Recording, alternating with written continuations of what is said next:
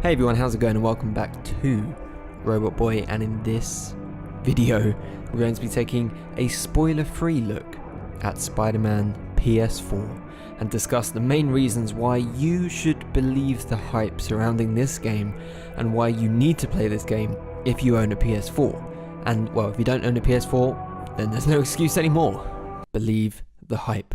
SpiderMan PS4.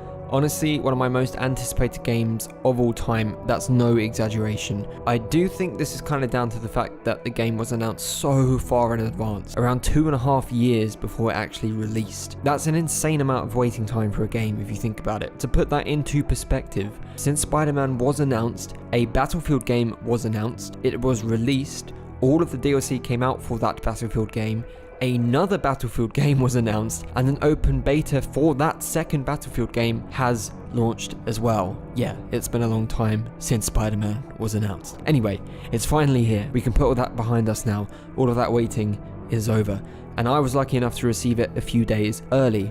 I wanted to get my content out for you guys and share my thoughts on the game, but I also wanted to just take my personal time enjoying the game, experiencing the story, experiencing the game on its own, and not worry about recording videos or anything. I just wanted to enjoy the experience, which is why I have waited a little bit to make this spoiler-free video for you all just before worldwide release. I do want to share my initial thoughts on the game and explain why it is living up to the hype. An obvious one to start with, but probably the most important one to start with, is Spider-Man and how they absolutely nailed him.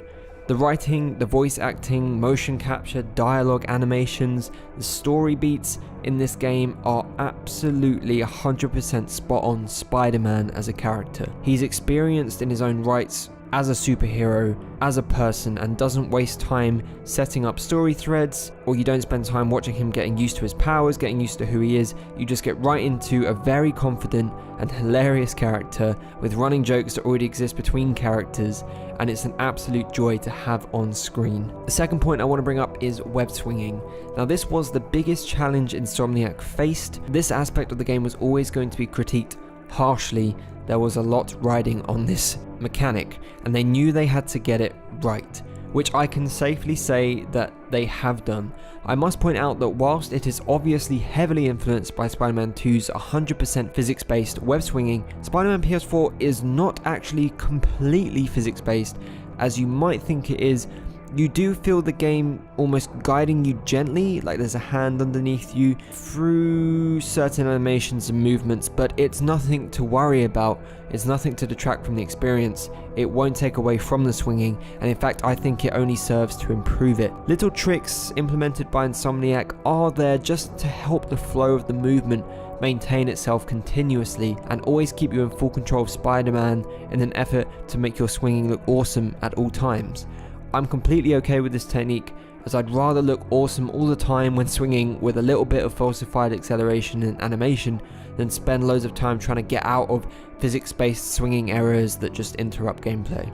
Let's move on to story. Now, as I said, this is a spoiler-free video, so I'm not going to say anything that wasn't shown in promo material for the game, but I can say that the game is incredibly deep, rewarding, character-driven, and very expansive, and you can definitely tell they're trying to create their own universe here, with many avenues aside from the golden path leading to multiple exciting and interesting encounters. The story is something different to what we've seen in the games before, and even the movies, which is great and really does make the Spider-Man story stand out amongst a very solid lineup of existing stories around this character. Speaking of characters, what would a story be without its characters? All of the main and supportive cast for Spider-Man PS4 are excellent, perfectly balanced between drama, humour and action. The ability to play as MJ is such a great move by Insomniac Games, really helping break up gameplay and providing unique opportunities to explore the game from another perspective. In a game where you're supposed to be playing as Spider-Man, I actually never once wished I was playing as him instead of MJ in her sections of the game, which is a massive credit to Insomniac Games to achieve that feeling. Lastly for this video, we have combat. If you didn't realize already, the combat is slightly inspired by the Arkham games, but Insomniac have done well to put their own spin on it. It's not just a copy and paste clone of Arkham Knight. There is much bigger emphasis here on movement, dodging, using gadgets, the environment and skills to your advantage.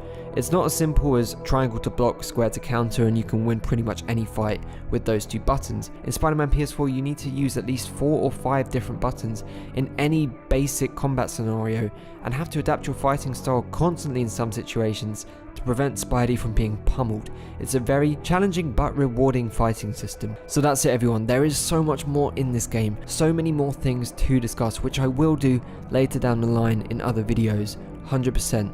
Keep a lookout for that, but for now I just wanted to give you the heads up on where this game excels immediately and excessively, and why you should probably be playing this game right now, which is another reason this video isn't any longer.